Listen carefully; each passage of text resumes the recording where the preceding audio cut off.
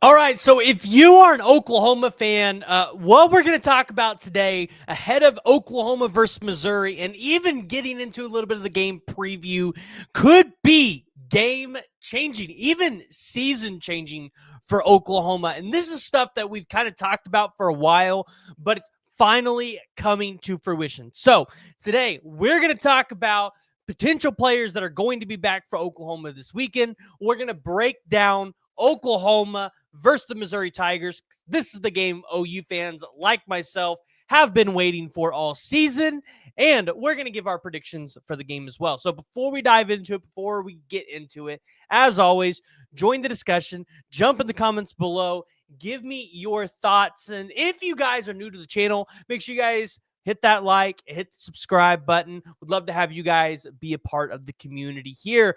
But of course, the news that I'm going to say is great news, right? News that's massive for Oklahoma. Jalil Farooq and Dion Burks on the latest availability report have been listed as probable. And if you guys remember, before the Ole Miss game, we really talked about the potential of Jalil Farooq returning. And, there were even some people that were like, oh, well, he could return by Ole Miss. And one of the things that I forgot about when we talked about it that week was if he wants to return next season, which he does, he has to maintain his red shirt this year. And since he already played against Temple, there was no way for him to come back early in the season and maintain his red shirt. So he can play these last 3 games. And after this week, which you would assume would be a good week for him to kind of get some game action, get back in the role of things, he gets a bye week to rest, get even more healthy before you head into Bama and LSU. So massive news for Oklahoma. You're getting Jalil Farooq back. This is a guy that we talked about at the beginning of the week. Jackson Arnold potentially alluded to these guys returning for Oklahoma. Now, I say these guys because Dion Burks is listed as questionable, or not questionable, as probable as well. And this is big because now this gives Jackson Arnold guys that we know can create separation and have that athletic ability to do that. They also provide the ability for some of these younger guys like a Zion Ragens, a Zion Kearney, or any of these younger wide receivers that you want to put out there to have an easier time when they are out there. And here's what I mean by that. When the defense is going to have to focus on 2 guys like Jalil Farooq and Dion Burks, who are going to be main focal points of the offense, guys like Zion Ragens or Zion Kearney or even a Jaquez Petaway, if he decides to play, they are going to be able to get open. They're going to be able to have less stressful matchups on them. And for younger guys, I think that's important because now they're going to hopefully be able to get that separation. Same thing for a guy like JJ Hester, who originally transferred to Oklahoma from Missouri. So he wants to show out in this game. Then, you look at the rest of the report, and, obviously some of these guys that are questionable, you would like to see play. We'll have to see if Javante Barnes is playing, because if you don't have him in this game, that could be huge. But if you don't have him and Gavin Sawchuk plays, maybe that helps you out a little bit more than you think. So looking at the game for Oklahoma versus Missouri, right? This is where I think we need to start shifting our attention. And I want you guys to go ahead, jump in the comments, and tell me your guys' score predictions for the game. I'll give you my score prediction here towards the end of the video. But I'm looking at this Oklahoma-Missouri game, and I'm saying, Missouri, they call it a rivalry. Oklahoma fans don't consider it a rivalry because, well, Missouri versus Oklahoma, has had some great moments in their history of playing each other, but it's not like Texas. And I just don't feel like it's the rivalry that Missouri fans want to make it out to be. Okay, so Oklahoma has won 67 times. Missouri's only won 24 times. We've had 5 ties. OU's largest margin to victory in this game is 77-0, and their largest win streak was from 46 to 1959, and it was 14. Missouri's win streak is 2. And across the board, when you look at it, from all-time records to weeks in the number 1, Oklahoma's dominating Missouri and everything. So this is not a rivalry, and this is a matchup where, outside of just Missouri's average good years that they get, here and there, Oklahoma, this is a game that you kind of always look at on your schedule and circle it as a win. And even in 2007 and 2008, when Missouri was really good, they came out there as the number 1 team, had national title hopes.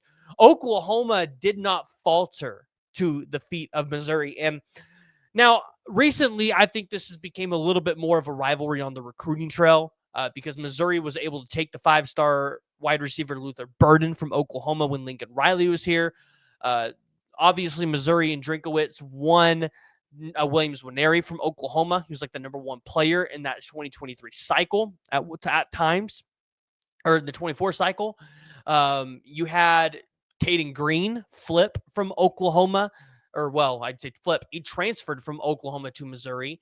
OU fans have their own take on that. And then you have Theo Weiss there. He was a former OU wide receiver. Chris McClellan was a guy that you wanted to go out there and get in the portal. So Missouri and Oklahoma, they see each other a lot on the recruiting trail. And this would, I feel like, be a good win for Oklahoma to get over Missouri, just to kind of be able to hang that hat over them when you're recruiting, right? You know, Missouri can't say, hey, well, we beat Oklahoma in their first year in the SEC, right? You know, Oklahoma can kind of hang that hat on, hey, yeah, Missouri is being recruited against us, but, we consistently beat them. Are you sure you want to go to a lower tier program? So I'm sure, stuff like that's potentially going to happen. But on the field, you look at it, and the big takeaway for this game is if Brady Cook does not play for Missouri, you feel like Oklahoma should be able to come in here and pretty handily beat Oklahoma.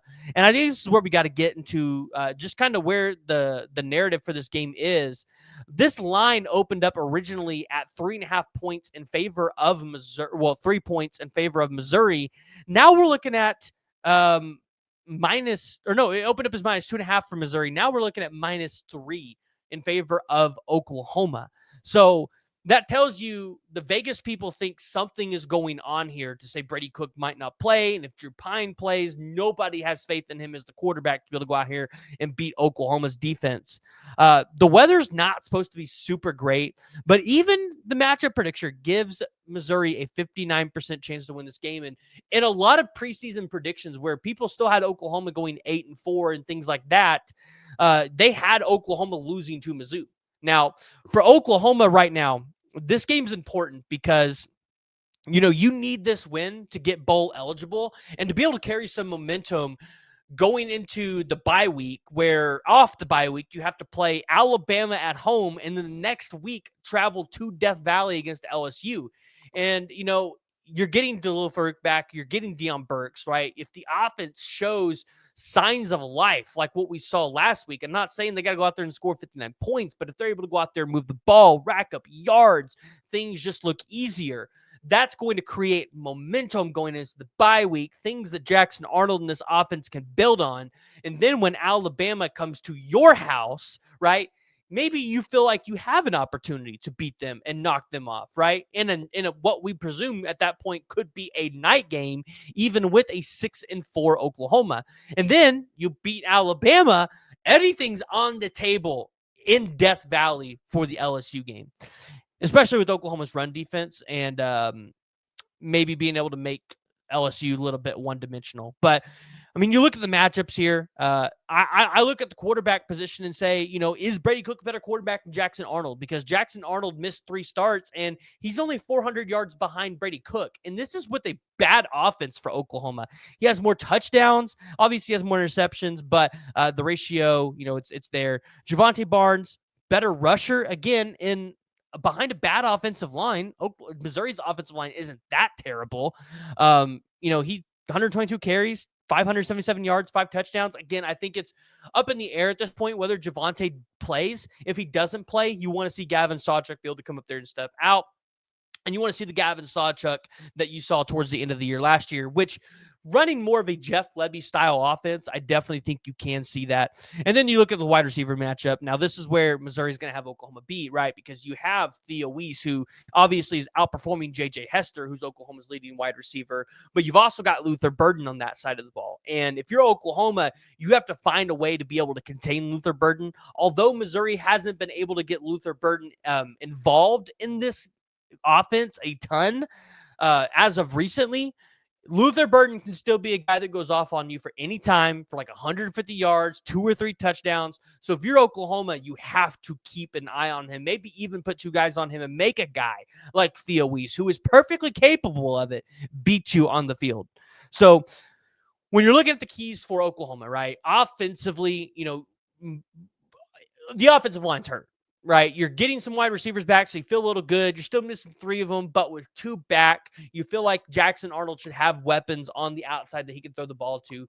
You look at the offensive line this week is probably the biggest key for Oklahoma, especially when we looked at that availability report, because you have Jacob Sexton, Jake Taylor, they're out. Those are 2 of your starting tackles. Obviously, Garrett Hatchett's been out all year long. Joshua Bates is doubtful, and he's the backup center, I believe, right now. So you're going to have to potentially bring in Branson Hickman again, who's kind of struggling with those ankle things. And again, like shifting the offense again on him. Maybe he doesn't know the plays as well. So this is a game where you expect Troy Everett to step up, stay healthy, be a rock star at that center position. And then you look at the 2 guards, right? A lot of people want to see EPL out there. I think you will see EPL at left guard if Hito Zaida is not cutting it. Right guard's obviously going to be Weiwu. But the question is, what do you do at the tackle spots? Because a lot of people are frustrated with Spencer Brown. They don't think he's a good tackle. I mean, he hasn't been what we thought he was going to be, but you're likelihood going to see Spencer Brown at right tackle and Logan Howland at left tackle, unless Michael Tarquin is ready to go. But he's probably going to be a game time decision, and there's a chance he might not be able to go. So if you're Oklahoma, this offensive line is key. You've got to be able to build on what you did last week and some of that success that you had against Maine. Shoot, if you're going to get beat, maybe you do throw some of these younger guys out there and get them some experience that is on the road, and maybe hope that you get a Caden Green-like experience out of some of these true freshmen for you. And then you look at, what does Oklahoma need to do to be successful in moving the ball? Obviously, I think they're going to be able to pass the ball really well. I actually think Jackson Arnold will probably throw for over 250 yards in this game, having some of those wide receivers back. But I look at being able to move the ball, you're going to have to find something at that running back depth. Again, not confident Javante Barnes will play in this game. Sounds like he could potentially be out. But you look at a guy like Gavin Sawchuk and say, if you can be back in this game, I need you to be the guy that you were towards the end of the season last year. You look at a really young guy in Taylor Tatum, maybe even Xavier Robinson, and say, listen, we need you guys to step up and be running backs in this room. Oklahoma fans are still asking, why is Caleb Hicks not on the field? But overall, you look at this whole thing for Oklahoma and say, there is, I think, a lot that we can take away from and say this offense has the opportunity to move the ball, score some points, take time of possession from Missouri. That's what you want to see. And then you look at the defense, right? And you want to be able to play that stout running game defense that you've had all year long, one of the best running defenses in the country. But you look at Luther Burden, right? And you say that is the guy on defense that if you're Oklahoma, you got to go out there and stop. Maybe you got to put a Des Malone and a Peyton Bowen on him. Maybe you got to put an Eli Bowen and a Peyton Bowen. I don't know what the scenario is, but you might have to put 2 guys on Luther Burden and make somebody else on that wide receiver core beat you. Like I said, Theo Weiss is capable of doing it, but you've got to make somebody other than Luther Burden go out there and beat you, because if Luther Burden is given the opportunity, he's going to go off for 150 plus yards and 2 or 3, maybe even 4 touchdowns. That's the kind of athlete that Luther Burden is. He's a potential top 10 guy in the NFL draft. People are going to want him on those NFL draft boards. So defense is really simple, right? Clog up those lanes. Don't allow their running game to get going. When you look at the passing game, lock down Luther Burden, make somebody else beat you, and you're going to have a pretty successful day, especially in a game where the weather's not going to be great. It's going to be pretty nasty. Now, I took a look at the game, and I like the spread at Oklahoma -2.5, but I would actually, take Oklahoma to cover. I really do think Oklahoma will probably win by 10 or 14 points this week.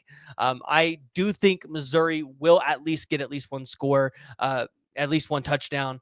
So I'm actually going to say Oklahoma to this week wins this game 24-10, and probably the hottest take of all, I think Oklahoma will control time of possession within 30 35 minutes. So I think Oklahoma will have the ball for 35 minutes. They'll control time of possession. And that's going to be one of the things that when we do our recap, we look at this and say, Oklahoma did this well. So, guys, jump in the comments below. Let me know what you guys think about the massive news of Deion Burks, Jalil Farooq coming back, especially ahead of Missouri. That's what it appears. And then, I want to know what you guys think about your score predictions for Oklahoma, Missouri. This is the game we have been waiting on. So, if you're new to the channel, join the discussion, hit that like, and hit that subscribe button.